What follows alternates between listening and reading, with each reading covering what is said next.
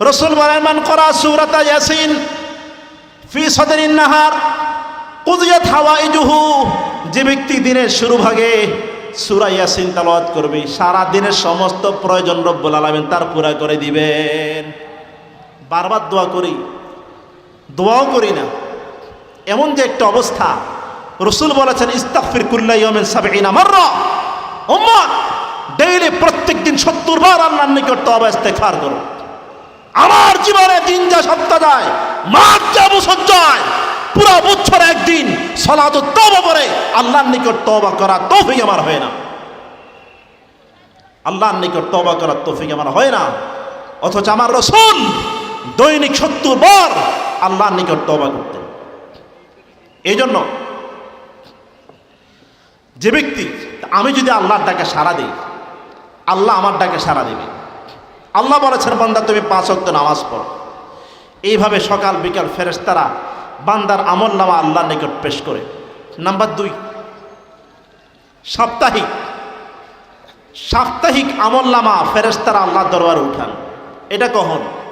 এটা হচ্ছে আজকের এই যে রাত্রে, ইয়ামুল খামিস, বৃহস্পতিবার রাত্রে এবং সোমবার রাত্রে। বৃহস্পতিবার এবং সোমবার রাত্রে আল্লাহ রাব্বুল আলামিনের নিকট বান্দার আমলনামা উঠানো হয়, বান্দার আমলনামা উঠানো হয়। আল্লাহর হাবিব প্রতি সোমবারে রোজা রাখতেন। সাহাবায়ে কেরাম প্রশ্ন করলেন, ইয়া রাসূলুল্লাহ, ইয়া হাবিবাল্লাহ, আপনি প্রত্যেক সোমবারে আপনি কেন রোজা রাখেন? আল্লাহর হাবিব জনাবে মুহাম্মদ রাসূলুল্লাহ সাল্লাল্লাহু আলাইহি সাল্লাম বলেছেন, তুরাদুল আমালু ফি ইয়াউমিল খামিসি ওয়া ইয়াউমাস সালাসা। আল্লাহর হাবিব বলেছেন, হে আমার সাহাবীরা শোনো, প্রত্যেক দিন সপ্তাহে 2 বার আসমানে বান্দার আমলনামা ওঠানো হয়, তোর মধ্যে সোমবার একদিন আর বৃহস্পতিবার রাত্রে একদিন। সুতরাং এই জন্য সোমবার দিন রোজা রাখতে আমি পছন্দ করি। নাম্বার 3, বাৎসরিক আমলনামা দুনিয়া থেকে আসমানে বান্দার আমলনামা ওঠানো হয়। সেটা হচ্ছে শবে বরাত এবং শবে কদর। শবে বরাত এবং শবে কদর ইউফরাকু মিন কুল্লি আমরিন, বান্দার সব আমলনামা আল্লাহর নিকট খুলে খুলে বর্ণনা করা হয়। শবে বরাতে ইন ব্রিফ, সংক্ষিপ্তভাবে বান্দার আমলনামা পেশ করা হয়। শবে কদরে ডিটেলস, বিস্তারিতভাবে বান্দার আমলনামা পেশ করা হয়। এই জন্য আমার ইমান, আমার আমল, আমার ইমান এবং আমলকে সহিশুদ্ধ এবং বিশুদ্ধ করার জন্য আমার ইমানটা কিভাবে মজবুত হয়, আমার আমলটা কিভাবে মজবুত হয়। দুনিয়া সব জিনিস সুন্দর করতে আমরা বুঝি। আমার ঘরের মধ্যে কিভাবে কোন টাইলসটা লাগালে ঘরটা সুন্দর হবে, ঘরটা ফুটে উঠবে, ইন্টেরিয়র ডিজাইন কিভাবে করলে ঘরটা ফুটে উঠবে, কোন লাইটটা লাগাইলে ঘরটা ফুটে উঠবে, বাড়ির মধ্যে কোন গাছ লাগাইলে বাড়িটা সুন্দর হবে, কোন গেটটা লাগাইলে সুন্দর হবে, কোন ফার্নিচারটা ঘরে ফিট করলে ঘরটা সুন্দর হবে। দুনিয়ার সুন্দর আমি সব বুঝি, আখেরাতের সুন্দর আমি বুঝতে রাজি না। আখেরাতের সুন্দর আমি বুঝতে রাজি না। অজু করি ঝটপট কোনো রকম, নামাজ পড়ি ঝটপট কোনো রকম, জুমা পড়ি ঝটপট কোনো রকম। কেন ভাই? রাসূল বলেছেন, মান আসবাগাল ওযু, যে ব্যক্তি অজুকে পরিপূর্ণভাবে অজু করে, সুন্দরভাবে অজু করে, আকমাল পরিপূর্ণভাবে অজু করে, অজুর সুন্নত আদায় করে, অজুর মুস্তাহাব আদায় করে, অজুর ফরজ আদায় করে, অজু করে, রাসূল বলেন কাল কিয়ামতের ময়দানে এমন সুন্দর করে আমার উম্মতের যে ব্যক্তি অজু করে তাদের চেহারা শুভ্র সাদা রং দেখা যাবে। তাদের চেহারা সাদা রং দেখে দেখে আমি তাদেরকে হাউজে কাউসারে পানি পান করাবো। নামাজ পড়ি, নামাজের রুকু নাই ঠিক, নামাজের সিজদা না ঠিক, কোন রকম নামাজ। 2 রাকাত নামাজের মধ্যে, মাত্র 2 রাকাত নামাজে, 2 রাকাত নামাজের মধ্যে 51টা সুন্নত। 51টা সুন্নত আমরা কয়জন পালন করি? 12টা ওয়াজিব কয়জন পালন করি? 13টা ফরজ কয়জন পালন করি? এসব কিছু যদি পালন করি তাহলে আমার নামাজটা হবে সুন্দর, তাহলে আমার নামাজটা হবে সুন্দর। এই নামাজ, এই রোজা, এই ঈমান মজবুত করার জন্য রব্বুল আলামিন ধাপে ধাপে হাজার হাজার লক্ষ লক্ষ আম্বিয়া কেরাম আলাইহিমুস সালাতু ওয়াস সালামকে দুনিয়াতে পাঠিয়েছেন। ولقد بعثنا في كل أمة رسولا أن اعبدوا الله واجتنبوا الطاغوت। রব্বুল আলামিন ইরশাদ করেন, আমি আল্লাহ প্রত্যেক যুগে আম্বিয়া কেরাম আলাইহিস সালাতু ওয়াস সালামকে পাঠিয়েছি। এমন জমানা গিয়েছে যে জমানা মাত্র একজন নবীর নিকট, একজন মানুষের নিকট একজন নবী পাঠিয়েছি, যে নবীর উম্মত ছিল মাত্র একজন। আমি দুনিয়াতে এমন নবী পাঠিয়েছি যে নবীর উম্মত ছিল ইসনানে মাত্র 2 জন। আমি দুনিয়াতে এমন নবী পাঠিয়েছি যে নবীর উম্মত ছিল 10 জন। আমি এমন নবী পাঠিয়েছি যে নবীর উম্মত ছিল 20 জন। আমি এমন নবী দুনিয়াতে পাঠিয়েছি যে নবীর উম্মত ছিল 100 জন। ধাপে ধাপে আল্লাহ রাব্বুল আলামিন আম্বিয়া কেরাম আলাইহিমুস সালাতু ওয়াস সালামকে পাঠিয়েছেন।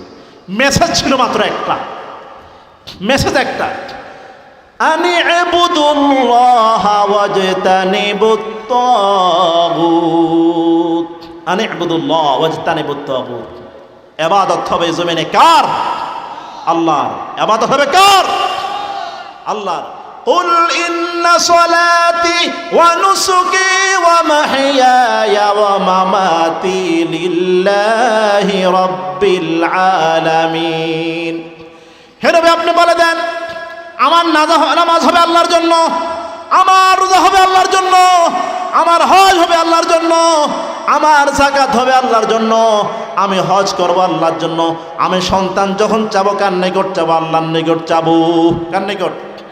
নাকি বাবার দরবারে? বাবার দরবারে চাইতে হবে কার নিকট? আল্লাহর নিকট চাইতে হবে। এই জন্য নবীরা, সব নবীদের মেসেজ দুনিয়াতে ছিল একটা, আনে ইবুদুল্লাহ, এক আল্লাহকে ধরতে হবে। আল্লাহ ছাড়া যত মন্ত্র তন্ত্র সব কিছু দুপায়ে মাটির নিচে দাবিয়ে সব কিছু পিছিয়ে ফেলতে হবে। কোন তন্ত্র মন্ত্রকে বিশ্বাস করা যাবে না। No east no west, Islam is the best. No East, no West, Islam is the best. No capitalism, no socialism, no communism, only Islamism is the best. একমাত্র বাংলার জমিনে আমরা কাকে দেখতে চাই? ইসলামকে আমরা ক্ষমতা দেখতে চাই। অন্য কোন তন্ত্র মন্ত্রকে আমরা এই বাংলার জমিনে আর দেখতে চাই না। নবীরা দুনিয়াতে এই মেসেজ দিয়ে হযরত আবু যর গফারী রাদিয়াল্লাহু তাআলা আনহুর বর্ণনা অনুযায়ী 1,24,000 পয়গম্বর আলাইহিমুস সালাতু ওয়াস সালাম দুনিয়াতে এই দাওয়াত নিয়ে এসেছেন। এই দাওয়াত নিয়ে এসেছেন হযরত মুসা আলাইহিস সালাম, হযরত মুসা আলাইহিস সালাতু ওয়াস সালাম। এই দাওয়াত নিয়ে এসেছেন হযরত ঈসা আলাইহিস সালাম। এই দাওয়াত নিয়ে এসেছেন হযরত দাউদ আলাইহিস সালাম। এই দাওয়াত নিয়ে এসেছেন আকায়ে নামেদার তাজদার মদিনা আহমদ মুস্তাফা মুহাম্মদ মুস্তাফা জনাবে মুহাম্মদ রাসূলুল্লাহ সাল্লাল্লাহু আলাইহি ওয়াসাল্লাম। ইতিহাস সাক্ষী, ইতিহাস সাক্ষী, যখন এই পৃথিবীতে আল্লাহ পাক কোন নবীকে পাঠিয়েছেন, সব নবীর সাথে একখানা আসমানি কিতাব দিয়ে দিয়েছেন। একখানে আসমানি কিতাব দিয়ে দিয়েছেন। আজকে পৃথিবীতে মানুষ গুমরা হয়ে যাচ্ছে। কেন হচ্ছে? 2 কারণ। 1 নম্বর, ইসলামকে মানতে হলে 2টা জিনিস ফলো করা লাগবে। কয়টা জিনিস ভাই? 2 জিনিস। নাম্বার 1 রিজালুল্লাহ। 1 নম্বর কি? রিজালুল্লাহ। নাম্বার 2 কিতাবুল্লাহ। 1 নম্বর রিজালুল্লাহ, 2 নম্বর কিতাবুল্লাহ। দুটোটা মানতে হবে। আল্লাহ পাক এই দুনিয়াতে ইসলামকে মানার জন্য, চেনার জন্য, ইসলামকে গ্রহণ করার জন্য যেমন নবী মুহাম্মদ রাসূলুল্লাহ পাঠিয়েছেন, সাথে আল কোরআনও পাঠিয়েছেন। যেমন নবী মুসাকে পাঠিয়েছেন, সাথে তাওরাতও পাঠিয়েছেন। যেমন নবী ঈসাকে পাঠিয়েছেন, তেমন ইনজিল শরীফকে পাঠিয়েছেন। যেমন নবী দাউদ আলাইহিস সালামকে পাঠিয়েছেন, তেমন হযরত জাবুর কিতাবকেও আল্লাহ রাব্বুল আলামিন পাঠিয়েছেন।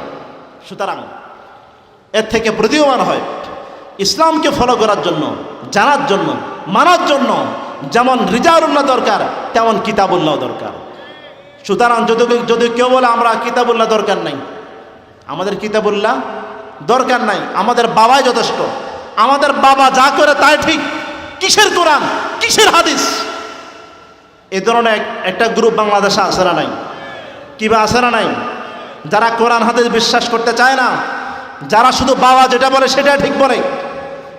আর একটা গ্রুপ আছে যারা বলে কিসের পীর, কিসের পীর, কিসের হুজুর, কোরআন থাকতে হাদিস থাকতে কিসের পীর। তারাও গোমরা, তারাও কি গোমরা। আবার যারা বলে কিতাব দরকার নাই, শুধু হুজুরই যথেষ্ট, পীরই যথেষ্ট, তারাও গোমরা। লাগবে কয় জিনিস? দুই জিনিস, কিতাবুল্লাহও লাগবে, রিজালুল্লাহও লাগবে, হুজুরও লাগবে, এবং কোরআন এবং হাদিসের প্রেসক্রিপশনও আমাদের সামনে থাকা লাগবে। এ দাওয়াত নিয়ে আজ থেকে ১৫০০ বছর আগে বিশ্বনবী জনাব মুহাম্মদ রাসূলুল্লাহ সাল্লাল্লাহু আলাইহি সাল্লাম এই দুনিয়াতে এসেছেন। এসে আল্লাহ রসুল সাহাবে কেরামদেরকে সর্বপ্রথম গোপনে গোপনে দাওয়াত দিয়েছেন। হযরত খাদিজা রাদিয়াল্লাহু তাআলা আনহা ইসলামের দাওয়াত গ্রহণ করেছেন। হযরত আবু বকর সিদ্দিক রাদিয়াল্লাহু তাআলা আনহু ইসলামের দাওয়াত গ্রহণ করেছেন। হযরত আব্দুর রহমান ইবনে আউফ রাদিয়াল্লাহু তাআলা আনহু ইসলামের দাওয়াত গ্রহণ করেছেন। যুবক